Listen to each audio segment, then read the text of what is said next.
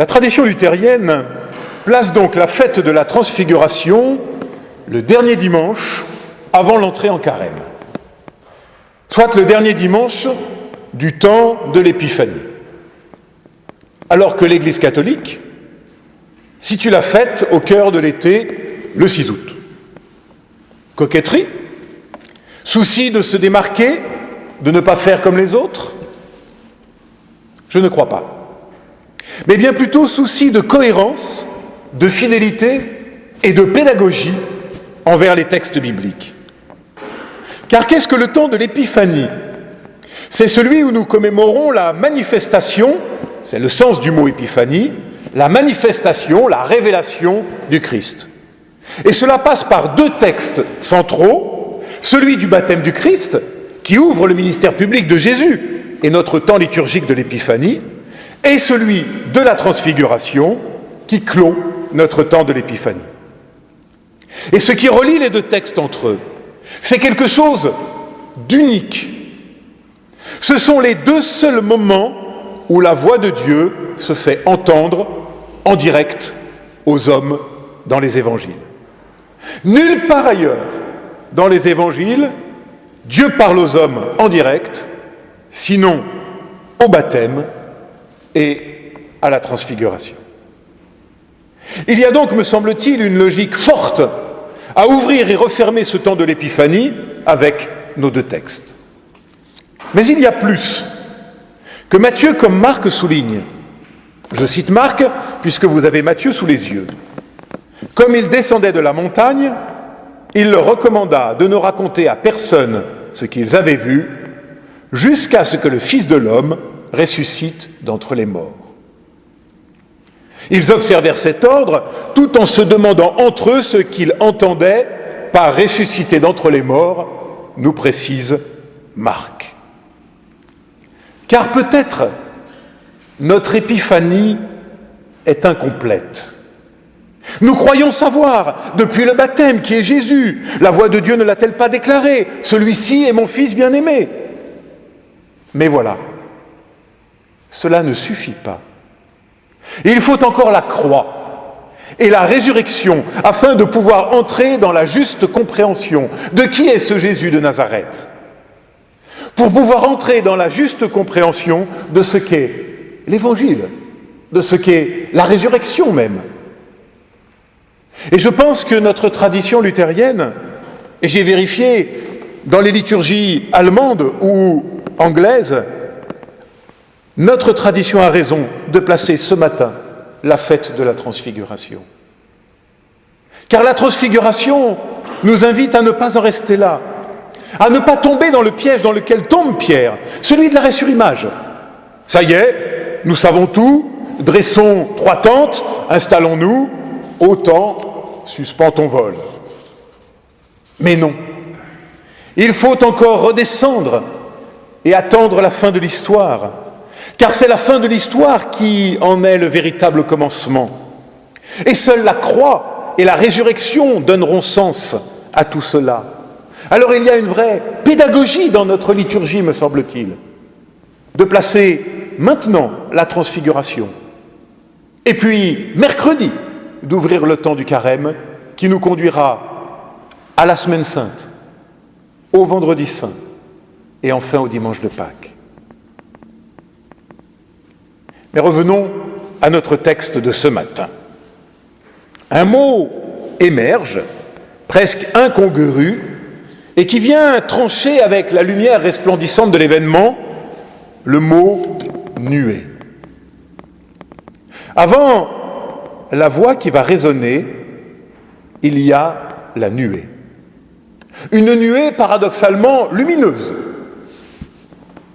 Une nuée qui révèle en cachant, ou qui cache en révélant. Cette précision fait écho, comme le souligne très justement notre première lecture, à Moïse, sur le mont Sinaï, lorsqu'il reçut les tables de la loi. Et c'est de cette nuée, de ce nuage de lumière, que Dieu parle. Et cela renverse nos 3 disciples. Alors Jésus s'approche et leur dira « N'ayez pas peur ». Mais revenons un instant sur cette nuée. Pouvons-nous voir Dieu ? Non, répond invariablement le corpus biblique. Dieu est l'au-delà de tout, il est le tout autre par excellence,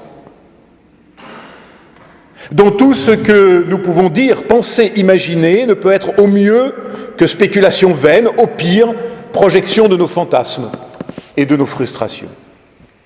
Non de Dieu en tant qu'il est Dieu, de fait, nous ne pouvons rien savoir et rien dire. Il est même dangereux de tenter d'en dire quelque chose, au risque de forger alors de nouvelles idoles, car qu'est-ce que l'idole, sinon l'image que je fabrique et projette moi-même sur ce que j'appelle Dieu. Pour un juif comme pour un chrétien, nous ne pouvons parler de Dieu qu'à partir de ce qu'il dit de lui-même, au travers les mots de la Bible.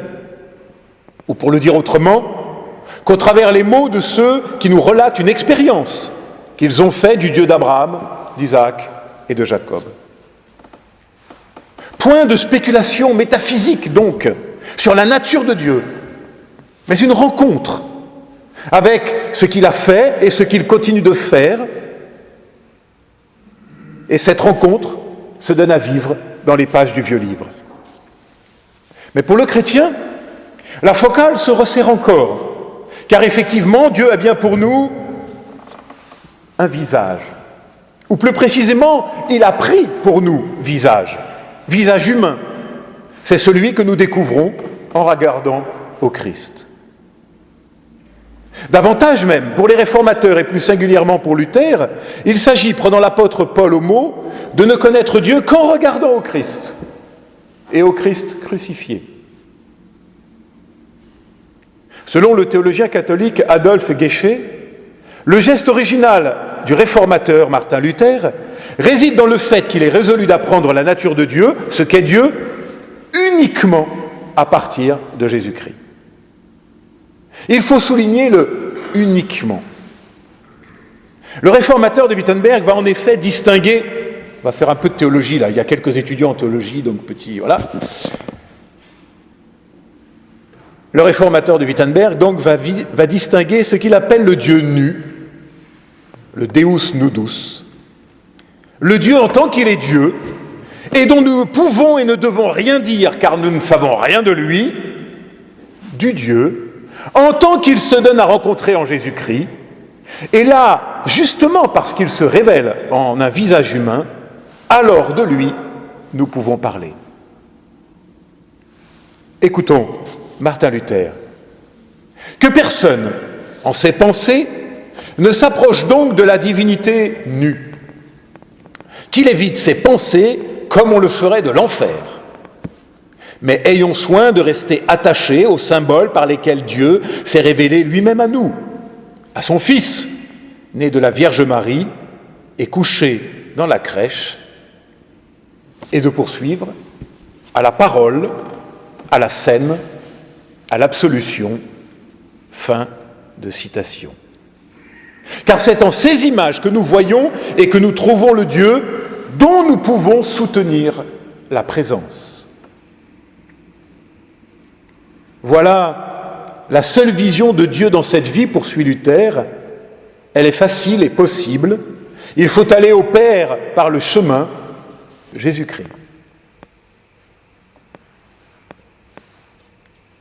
Il faut aller au Père par le chemin qui est le Christ. Il y a, nous venons de l'entendre, une posture tout à fait catégorique et exclusive. Le refus de spéculer sur Dieu, sa nature, ses attributs, pour s'en tenir au Christ seul. Et voilà peut-être ce à quoi renvoie cette nuée qui vient couvrir l'événement. Et ce matin, le Père nous révèle le Fils, celui par qui seul je peux aller à lui. Et ce Fils que nous révèle le Père dit « Relevez-vous, n'ayez pas peur. Relevez-vous. » Et le verbe ici employé par Matthieu est un des deux qui disent aussi la résurrection. De sorte que nous pourrions même traduire « Ressuscite », dit le Christ transfiguré, et n'aie plus peur. Et ne voilà-t-il pas le cœur du message de l'Évangile? Voilà ce qui peut transfigurer véritablement nos existences. Car ne nous y trompons pas, si Christ est transfiguré sur la montagne, c'est qu'il veut aussi transfigurer nos vies dans sa lumière.